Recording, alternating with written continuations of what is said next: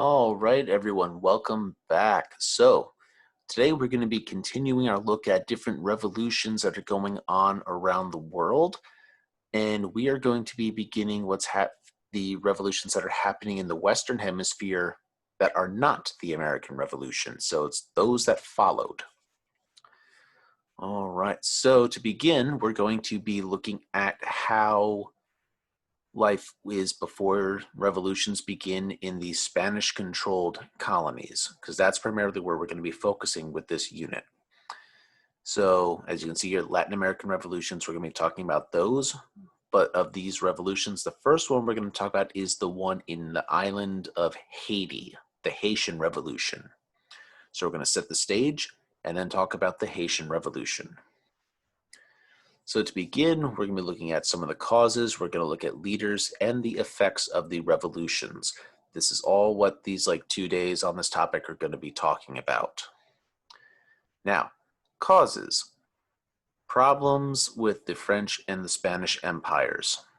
The French are going to play a role in what happens in these Spanish colonies, because the French also have some colonies in the same areas. All right. The Enlightenment ideas, they're going to be a cause for this, just like they were for the Americans and for the French. The American-French revolutions themselves are going to be a huge influence with the colonies of the Spanish. All right, nationalism and for economic freedom. These are going to be causes as well. All right, so let's go ahead and dive a little further. Discontent with the Spanish Empire. All right, we have a lot of political disempowerment. Basically, the people living in the Spanish colonies, they have no say over what's going on. It is basically governed by viceroys. These are people from Spain who are put in place by the King of Spain to govern the colonies. They don't even have people from the colony in control of the colony working for the king. All right. So is basically how the colonists in the 13 colonies, the British colonies, felt about the British Parliament not having any representatives from the American colonies there. So taxation without representation, we have a similar thing happening in the Spanish colonies. And also economic disempowerment. Basically, the process of mercantilism is very, very strong here. All the money, all the goods are going back to Spain. Basically, the Spanish colonies are able to keep what they need only what they need to be able to make more money for Spain. If it doesn't help Spain gain more wealth, they don't get it. All right. The social hierarchy of the Spanish colonies. We have the Peninsulares, people from Spain living in the colonies.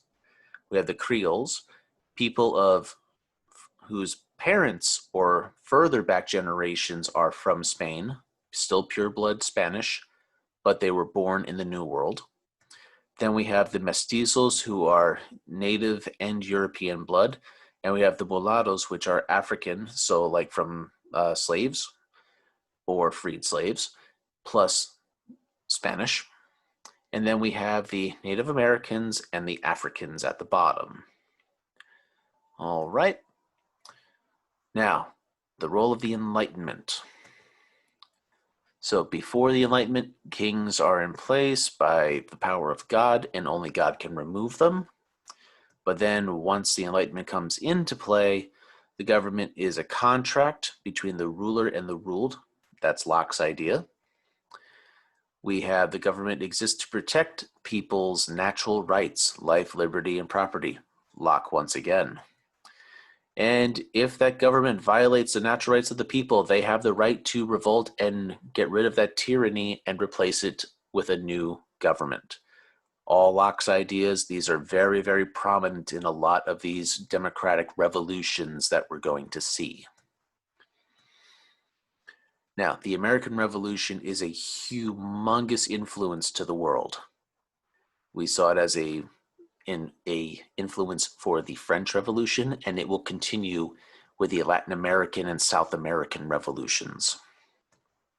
All right, because it shows that a colony has the ability to overthrow the more powerful, better equipped, better trained armies of the mother country when you have the proper motivation.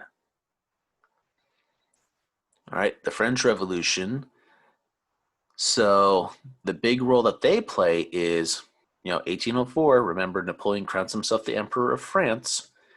This is going to basically create a perfect scenario for the colonies in the West. So in his attempt to rule all of Europe, he's going to put family and friends in charge of countries that he acquires in Europe.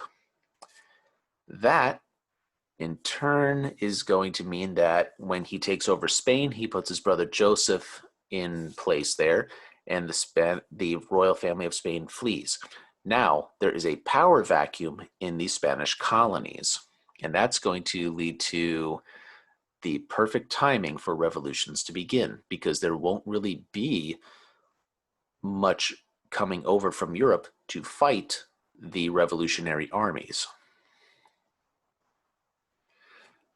All right, because Napoleon's waging his wars, Europe is distracted. There's that opportunity that they need.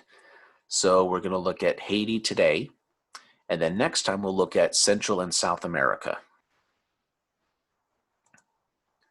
All right, Haitian Revolution. This is a big one. So Haiti is this island right here, just to the right east, of Cuba, the next big one. And all right, so it is today divided between Spanish and French control, influence. Haiti is the side that was controlled by the French. Now, here's a breakdown of what the racial population was. So there are about somewhere between 20 and 40,000 whites, 30,000-ish free people of color, and about 500,000 slaves. That's about 88% of the population that are enslaved. That's a very, very large population. That's going to lead to a lot of animosity between the different racial groups, right? Now let's take a look at how that all goes down. Now, the situation before 1791. France had controlled the western part of the island. About 500,000 people there are enslaved by the French, and it is the most lucrative colonies in the world, meaning it makes more money than any other colony in the world because of the sugar plantations that are there. Okay? Sugar is a big trade commodity. It's used in a lot of stuff, right? So the French are making money hand over fist with it. Now, the French plantation owners, they're watching the French Revolution with a lot of interest because however that is played out is going to influence how that colony gets run. All right. Now, slavery on the island was the worst in the world. Basically, 50% of the death rate of slaves. So it was very much you may or may not die if you're a slave. It's a really high risk because of how cruel and severe the treatment was. Most were worked to death, a lot on sugar plantations, but there was also coffee and indigo plantations. Coffee, we all know what coffee is. It's a bean that's grown, it's dried out, and you crunch it, you can brew your coffee. Indigo is a flower that is used to make blue and purple dyes for clothing. Torture was a very, very common practice to any slaves who resisted, doing their work. And a lot of these slaves, if you remember, we were talking about the slave trade, how most of the slaves went into the Caribbean islands and to South America, a lot of those slaves would go to Haiti. Okay, so a lot of them are, fresh off the boat. They still remember what it was like to be free in Africa. So of course they want their freedom back. So that's going to be a huge factor in slave uprisings. Now, why here first? Of all the different colonies that had slavery, why would there be a slave revolt here first, a slave uprising? Well, obviously because they outnumbered everybody else 10 to 1. Okay, 88% of the population. The religion of voodoo would play a big role. It was very widely practiced among slaves. The colonists who owned them could never really root it out because, and this is big because it played on some of the Christian beliefs, and it had a lot of old world African religious practices. It was this big conglomeration of the two religious styles that became its own thing in the Caribbean. All right.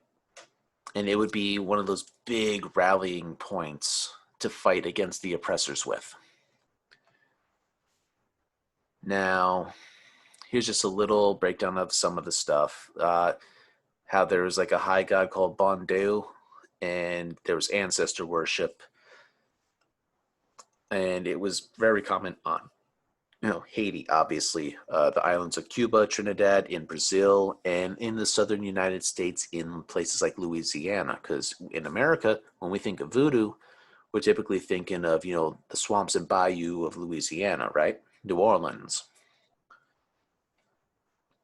All right, here's a painting depicting some stuff dealing with voodoo. Typically, there'd be like animal sacrifice, like chickens, sometimes pigs or dogs. It would be stuff like that, power in the blood type of deal. All right, so how does this first slave revolt begin? The upper class and middle class and the mulattoes, they are all fighting against each other, socially and economically.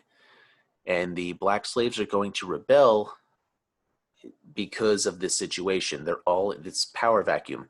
There is weakness. The slaves see this weakness. They start killing people and destroying plantations, running amok. And this guy, Boukman, he's a voodoo priest who's going to lead over 100,000 slaves in the revolt. And they lead them against the French that are there in Haiti. And it's going to just be a lot of craziness that goes on. And then Toussaint Louverture comes into play. This guy is basically like the George Washington of Haiti. All right, former slave who wanted to make sure that the revolution took hold. He was just a 50-year-old carriage driver. He would just, shuttle people around back and forth, basically. That was his job. But he began to organize the slaves into an army, like an actual army.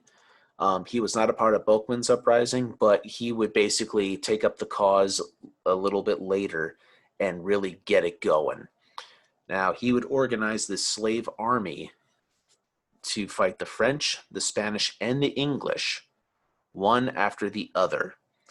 All three countries wanted control over the island because they didn't want there to be a successful slave revolt, and also because they wanted to possess the island because of the commercial and financial gains that they could get from controlling it. Now, he's going to join forces with the Spanish against the French. He becomes very high-ranking in the Spanish army during this alliance. And when France abolishes slavery, he's then going to fight as a general with his forces for the French against the Spanish who are trying to invade. And he's going to basically muscle everybody out, and he's going to rule the colony. And then he's also going to finish the force the British to withdraw, to push them out as well. So like, this is just very, very crazy stuff going on. There's race wars. Basically, if you were white, you could be killed. If they came across black people, they could be killed. Very, very animalistic behavior between the two sides. It was just slaughter. All right. Now, Louverture, his story ends a little tragically. He liberates the whole island. He gets rid of slavery, but of course, he wants sugar plantation to keep going and coffee to keep going because those are huge cash crops, and to rebuild the island's economy, to start them, being able to support themselves, they need to make money. And how do you make money? By doing trade. And what do the people who are going to trade with Haiti want? They want sugar, they want coffee, they want indigo. And so he's going to try and do that. It was unpopular because, the people didn't want to do those labor intensive things anymore, but they kind of needed to.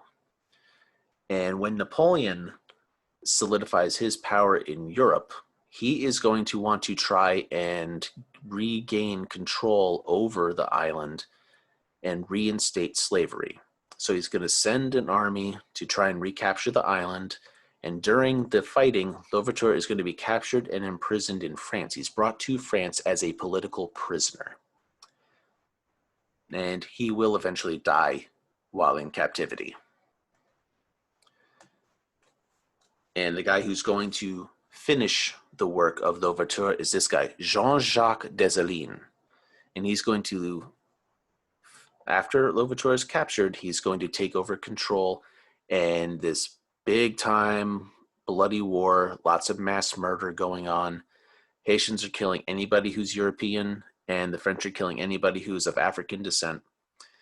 And because this is also the time where Napoleon is busy, fighting off all of Europe because they're all coming after him, he's not able to resupply his army that he sent to Haiti. So they're basically going to get sick, they're going to starve, and they have to surrender. And Haiti becomes independent in November of 1803. All right, here is Jean-Jacques Dessalines. And Haiti is going to be the first Latin American colony to achieve independence and is the second country in the Americas after the US to gain independence from Europe. All right, that's where we're going to end today.